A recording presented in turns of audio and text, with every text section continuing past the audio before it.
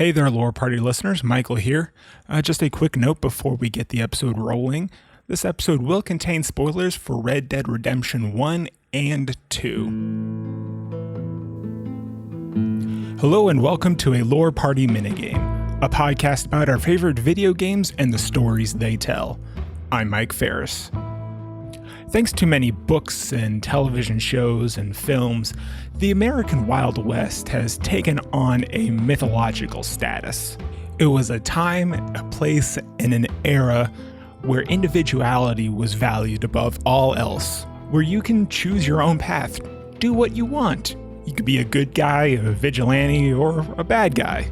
Now, like all mythology, the legends, as it were, aren't exactly accurate. Now, strangely, one place where the mythology has not been explored as much has been the realm of video games. And it's kind of weird. The Wild West seems like a perfect place for the medium. You have very clearly defined good guys and bad guys, and shootouts and bank robberies and saloons, horses, a giant world to explore. Now, that's not to say that no one has attempted to use a Wild West setting in a video game. You have Activision's Gun, a forgettable shooter, and Red Dead Revolver, another forgettable shooter. It's very surface level stuff. Now, when it came to do the sequel to Red Dead Revolver, Rockstar Games wanted to explore more about the genre than just cowboys and shootouts. So they decided to explore what they seem to find the most interesting these days: American history and the pitfalls of the American dream.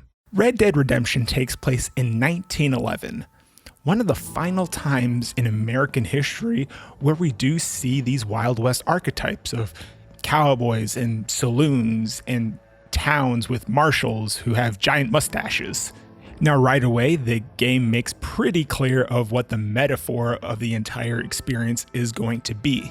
In the opening cutscene of the game, one of the first things you see is an automobile being offloaded from a ship. Now, of course, this might just be a little nod to Rockstar's other major franchise, Grand Theft Auto, but it's a pretty clear symbol of a new era of American history.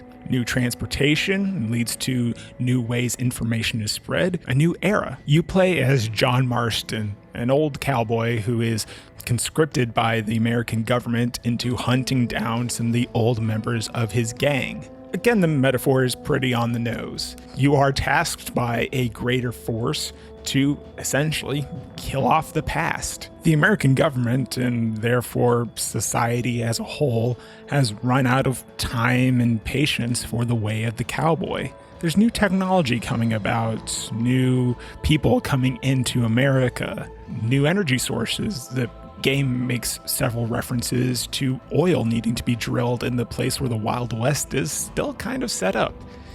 And you need to intrude on that society and take it down for these new ways to come in.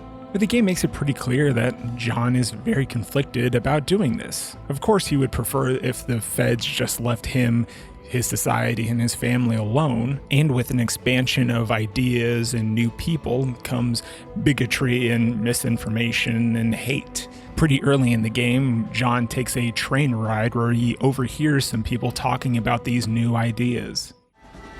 Well, I, for one, am grateful, Mrs. Bush, that they are finally bringing civilization to this savage land. I could not agree with you more, my dear. My daddy settled this land, and I know he'll be looking down on us, pleased at how we help the natives. Yes, they've lost their land, but they've gained access to heaven.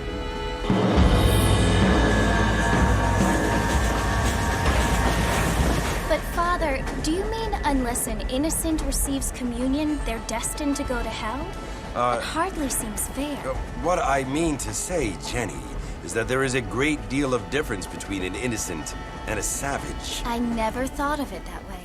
Ultimately, though, John succumbs to the demands of the federal officers, hunting down many of the previous members of the gang that we later see in Red Dead Redemption 2. However, as the game goes on and you kill more and more members of the gang, it feels less like you're doing something for the greater good, as the feds keep implying that you're trying to do, and you feel just more like a janitor cleaning up bits of ancient history. And right after John Marston confronts Dutch, the leader of the previous gang, we enter the period in which we explore the downfall of the American dream. See, it was never the intention of the feds to just let John go in peace with his family after he completed the job for them. In their eyes, John is still an old man, out of place, out of time, having no purpose in this modern era.